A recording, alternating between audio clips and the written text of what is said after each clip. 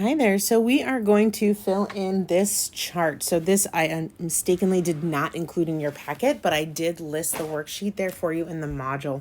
And really, it's not a big deal that you fill all this in with me. The main thing is that you take away the formula that we're going to develop. So if you just want to follow along with me, you can. So what we want to do is we're going to take we're going to start with the 5 regular polyhedra, and we're going to go ahead and count some things. So our first one is the tetrahedron. The name of each face here, each face on a tetrahedron is a triangle. So triangle goes here. The number of sides on each face. So a triangle has 3 sides. The number of faces. Remember that the tetrahedron has a triangle on the bottom and 3 other triangles. So that's a total of 4 faces. If you think about vertices, and I'll try to do it here, there's one at the top and one at each corner here. So that is 4 of those as well. And the number of edges. So the number of edges can be a little bit tricky because I don't have it in front of me for you. But you've got one. Oh, let's not do it that way. Let's try to zoom in here and see if we can do it. So you've got 1, 2, 3 across the bottom, and 1, 2, 3 that go vertical. So 3 base edges and 3 lateral edges means that we have a total of 6 edges. If we take a look at our cube, each face is a square, which has 4 sides. Okay. The number of faces, if you think about your cube, and right now we're seeing 3, but if you look at the other side, there are 3 more. There are 2 bases and 4 lateral faces. So that gives you a total of 6. That's in our chart before. Number of vertices. This is going to be hard to count, but we're going to do our best. You've got 1, 2, 3, 4 across the top, and you've got 1, 2, 3, and a hidden 4th one back in there. So that's a total of 8. And then edges. So we have 4 across the top base, 4 across the bottom base, and 4 lateral ones. So that's going to give us a total of 12 edges. All right, these get much harder to envision, so I'm going to stop trying to match them up on the picture. But the octahedron is also made up of triangles, each having 3 sides. The octahedron has 8 faces. Its number of vertices, if you think about it, there are 4 around the middle, 1 at the top and 1 at the bottom, so there are 6. And then edges. So there are, and I'll try to draw them for you, or think through them at least. So there are 4 edges that go from the middle to the top. There's going to be another 4 from the bottom, right? They're not drawn in there. And then there's going to be 4 across the middle.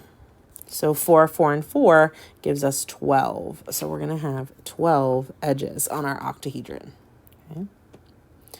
All right, now I'm going to give up on the dodecahedron. So the dodecahedron, its faces are pentagons. Whoa. Sorry about that. My pen is jumping around here. Put it back in for a second, see if it recalibrates. And each pentagon then has 5 sides. There are 12 sides on a dodecahedron, and I can't show you on the picture, but there are 20 vertices and 30 edges. For the icosahedron, we're back to triangles, and each one has 3 sides. The icosahedron has 20 faces. That's what we said for an icosahedron. The number of vertices here is going to be 12 for a total of 30 and a total of 30 edges. So lots of edges, 12 vertices, and 20 faces, okay?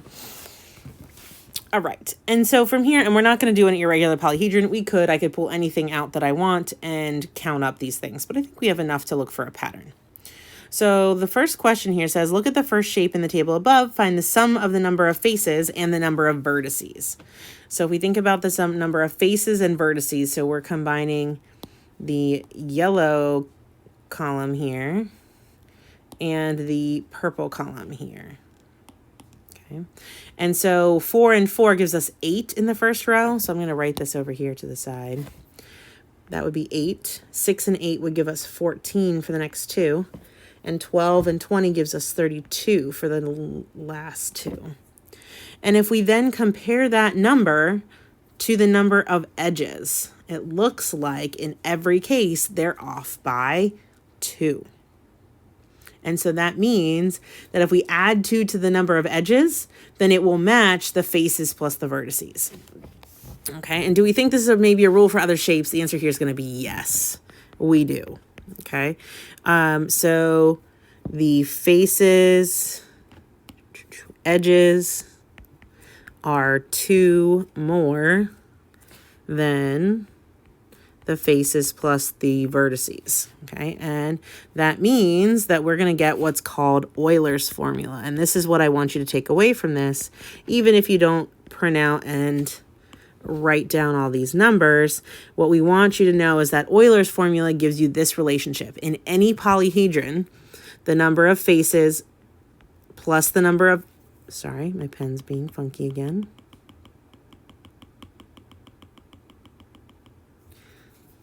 Let's try calibrating one more time to get through. The number of faces plus the number of vertices is the number of edges if you add 2. Okay, and that is what we're going to call our Euler's formula. So that we want to take with us when we answer questions on the homework.